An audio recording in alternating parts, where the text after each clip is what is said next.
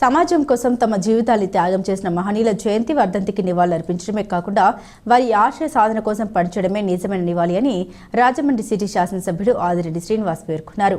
గురువారం స్థానిక గోదావరి గట్టు మీద ఉన్న మహాత్మా జ్యోతిరావు పూలే 134వ వర్ధంతి సందర్భంగా పూలే విగ్రహానికి గజమాల వేసి నివాళులర్పించారు. పూలే సామాజిక చైతన్య వేదిక ఆధ్వర్యంలో జరిగిన సమావేశానికి స్వర్ణాంధ్ర నిర్వాహకులు గుబ్బల రాంబాబు అధ్యక్షత వహించారు. ఆదిరెడ్డి మాట్లాడుతూ పూలే అంబేద్కర్ ఆలోచన విధానంతో అన్ని వర్గాల్ని కలుపుకొని తాము ముందుకు వెళ్తున్నట్లు తెలిపారు. పూలే అంబేద్కర్ భవన్ నిర్మాణ పనుల్ని త్వరితగతిన పూర్తి చేసి అత్యంత సుందరంగా నగరవాసులకు అందిస్తామన్నారు. గుబ్బలు మాట్లాడుతూ పూలే సామాజిక చైతన్య వేదిక కోసం జీవితాన్ని త్యాగం చేసిన నయనాల కృష్ణారావు తెలుగు రాష్ట్రాల్లో తొలి పూలే విగ్రహ నిర్మాణానికి కృషి చేసిన వారందరూ అభినందనీయులన్నారు. మరో అతిథి ఈపీడీసీఎల్ ఎస్ఈకే తిలక్ కుమార్ మాట్లాడుతూ బహుజనులు ఐక్యంగా ఉండి తమ హక్కులు సాధించుకోవాలన్నారు. Janasena city incharge Anusri Satyanarayana, Aryapuram bank chairman Chella Shankarrao, central jail వైద్యాధికారి doctor V Komala, doctor Anasuri Padmalatha, Mokamati Satyanarayana, Margani Satyanarayana, Nallam Srinu, Kasi Naveen Kumar, doctor Komma Srinivas, Kadiyala Gopalakrishna, Dalipathi Vemana, Kopisetti Narayanamurthy, Margandi Chantibabu, Bocha Ramana, Kappala Velugu కుమారి, కేకే సంజీవరావు, అజ్జరపు రమేష్, రవి యాదవ్, బుర్రా చిన్ని, సాయి, విజయన మధు, కోరుకొండ చిరంజీవి, గుత్తుల బుల్లి, ఎస్ గున్నయ్య, పలువురు ఎస్సీ, ఎస్టీ, బీసీ మైనార్టీ నాయకులు పాల్గొన్నారు. అదేదైతే మనం తెలంగాణలో జరుగుతూ ఉంది జనగణన, అది ఆంధ్రాలో కూడా జరగాలి, జరుగుతుంది. ఇవన్నీ జరగడం వల్ల మన సంఖ్యాబలమే తెలుస్తూ ఉంది. సంఖ్యాబలం తెలియడం వల్ల ఏంటి లాభం? మనలో ఐక్యత ఉన్నప్పుడే ఆ సంఖ్యాబలం అన్నది మన ఆశయ సాధనకు ఉపయోగపడుతుంది. ఆ ఐక్యత ఎప్పుడు వస్తుందంటే ఇందాక చెప్పినట్లుగా పెద్దలు తిలక్ గారు, సామాజిక వర్గాలు, ఒక బీసీ, ఎస్సీ, ఎస్టీ, మైనార్టీస్, మనం సామాజిక వర్గాలు అన్నది ఒక వేదికే. ఆ వేదిక నుంచి ఆ పైన మన ఆశయ సాధన కోసం అందరూ ఐక్యతగా ముందుకెళ్లాల్సిన అవసరం ఉంది. ఈరోజు నీ ప్రభుత్వం ఆలోచన చూడండి.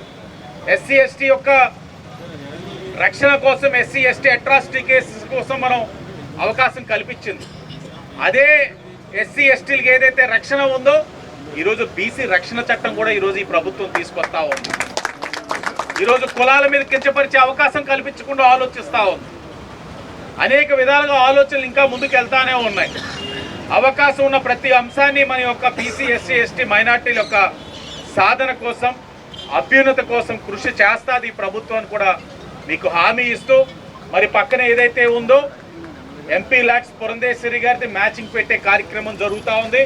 అతి దగ్గరలో ఈ యొక్క భవన నిర్మాణం, మనందరి యొక్క భవన నిర్మాణాన్ని అతి దగ్గరలో పూర్తి చేసే బాధ్యత కూడా మేము తీసుకుంటాం. ఎన్డీఏ కూటమి గారు కూడా మీ అందరికీ తెలియజేస్తూ 134వ జ్యోతిరావు పూలే వర్ధంతి సందర్భంగా జనసేన పార్టీ తరఫున ఆయనకి నివాళులు అర్పిస్తున్నాం.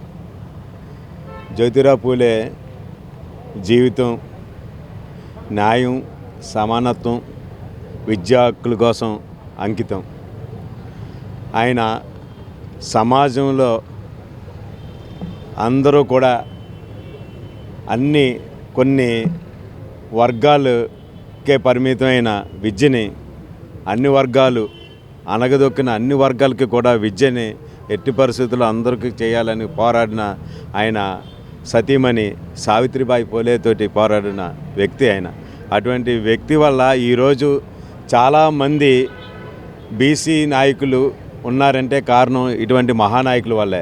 అయినా సరే జ్యోతిరావు పూలే లాంటి ఆయన ఆశయాలు ఇంకా పూర్తిగా అమలు జరగాలంటే చాలా ఈ వెనకబడిన వర్గాల్లో చాలామంది ఇంకా రాజ్యాంగ అధికారం దూరంగానే ఉంటున్నారు. ఇప్పుడు జ్యోతిరావు పూలేకి సంబంధించిన అందరూ కూడా ఏదో ఆయన వర్ధంతి పూట, ఆయన జయంతి పూట ఆయన మాట్లాడడం కాకుండా రాజకీయ నాయకులందరికీ కూడా మేము జనసేన పార్టీ తరఫున మేము అన్వయించుకుంది ఏంటంటే, ఆయన ఆశయం అన్ని వర్గాలు, అంటే వెనకబడిన జాతిలో చాలా వర్గాలు ఇప్పటివరకు కూడా రాజ్యాధికారం సాధించలేదు.